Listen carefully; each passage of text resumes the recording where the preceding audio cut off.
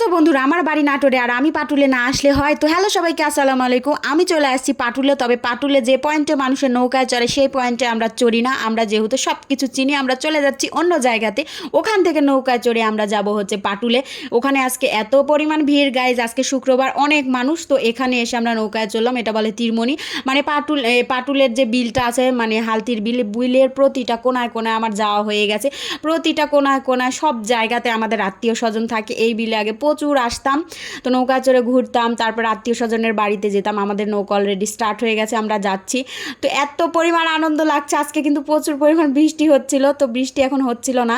আর মেঘও আছে, সূর্য বের হয়নি, তার মধ্যেই আমরা বেরিয়ে পড়ছি। তবে বৃষ্টি ঝুমঝুম করে পড়েনি, এটাই আমাদের ভাগ্য, আমরা বেরাতে পারলাম। এই তো আমি পা ঝুলে দিয়ে বসে আছি, আর কি পরিমাণ যে আনন্দ লাগছে। অনেক দিন পর এই যে বিলে আসছি। আগে তো ছোটোবেলায় অনেক আসতাম, এই বিলের এই শ্যাওলাগুলা হচ্ছে আমার ভীষণ ভালো লাগে। ছোটোবেলায় এগুলো নিয়ে আমরা খেলতাম। তো আগে আমরা হচ্ছে যে এই নৌকায় চড়ে আত্মীয় স্বজনের বাড়িতে যেতাম। আমার মায়ের নানির বাড়ি কিন্তু এই বিলের ওই পারে। আমার হচ্ছে যে আমার নানির বাড়িও এই বিলের এই মাথাতে। মানে এই বিলেতেই আমার যত আত্মীয় স্বজন আছে, আমার মায়ের বাড়ির সব কিছু এখানেই। আমার বাপের বাড়ির আত্মীয় স্বজনগুলো সব ওইদিকে, আর আমার মায়ের আত্মীয় স্বজন সব এই হালতির বিলের আশেপাশেই আছে। তো ছোটোবেলায় যখন হালতির বিলে পানি থাকতো না, তখন আমরা হেঁটে আত্মীয় স্বজনের বাড়িতে যেতাম। আর এখন যেহেতু পানি, এখন এই নৌকায় চড়ে যেতে হবে। আর কি পরিমাণ যে ভালো লাগছে গাইস, তোমরা এখানে আসলে বুঝতে পারবে। অবশ্য সবাই আসতো, কেউ না আসা করো নাই। তো এত পরিমাণ আমি ভিডিও দেখছিলাম সবার, আমারও মন চাচ্ছিল যে আমার এলাকায়, আমার বাড়ি থেকে 10 টাকা ভাড়া পাটুল যেতে। সেই জায়গায় আমি কবে যাব। বৃষ্টির কারণে আমি যেতে পারছিলাম না। তারপরেও আমি যেদিন আসছি প্রচুর বৃষ্টি হচ্ছিল, তার মধ্যে আমি চলে আসছি। বৃষ্টি হোক এই যে আমরা হচ্ছে যে 4 জন আসছি। আমার হচ্ছে আমার মেয়ে, আমার ভাইয়ের মেয়ে, আর আমার মা আর আমরা সকলে চলে আসছি। কারণ আমাদের এত গ্রুপ নেই যে কেউ আসবে।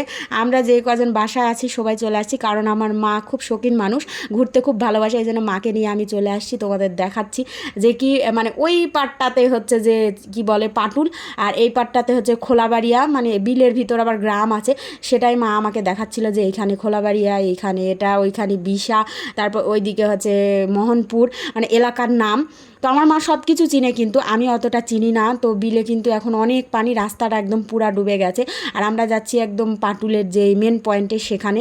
আর এটা হচ্ছে কারেন্টের থুম্বা। আমরা যখন ছোটোবেলায় বিলের মাঝখান দিয়ে যেতাম, তখন কারেন্টের কোনো খুঁটি টুটি কিচ্ছু ছিল না, শুধু হচ্ছে যে বিল ছিল। এখন কারেন্ট আসছে, আগে কিন্তু এই এলাকাতে কারেন্ট ছিল না। এই তো আমরা চলে যাচ্ছি এই পাটুলের সেই মেন পয়েন্টে, যেখানে মিনি কক্সবাজার বলা হয়। অলরেডি নৌকা ভরে ভরে মানুষ এই যে মাঝখানে যাচ্ছে ঘুরতে। আমরা কিন্তু একদম গোটা বিল ঘুরে চলে আসলাম।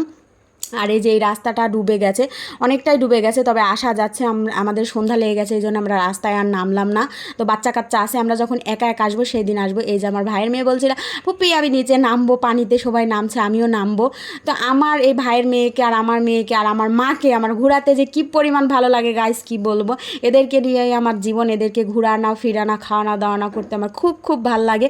তো এই দেখো এত পরিমাণ মানুষ, আজকে শুক্রবার, এই জন্য এখানে আমরা নামিই নাই। আমরা অন্য জায়গায় নৌকা নিয়ে এই যে পাটুলে চলে আসছি। এটা পাটুলের হচ্ছে যে এই মিনি কক্সবাজার মেন পয়েন্ট, এখানেই সবাই নেমে নৌকায় চড়ে। তো আমরা অন্য জায়গায় চড়ে এখানে আসছি, মানে ঢুকা যাচ্ছিল না, এত পরিমাণ মানুষ। তবে শুক্রবারে মানুষটা বেশি হয় আর অন্য দিন কম হয়। তো আজকের ভিডিও এই পর্যন্তই, সবাই ভালো থাকো, আল্লাহ হাফেজ।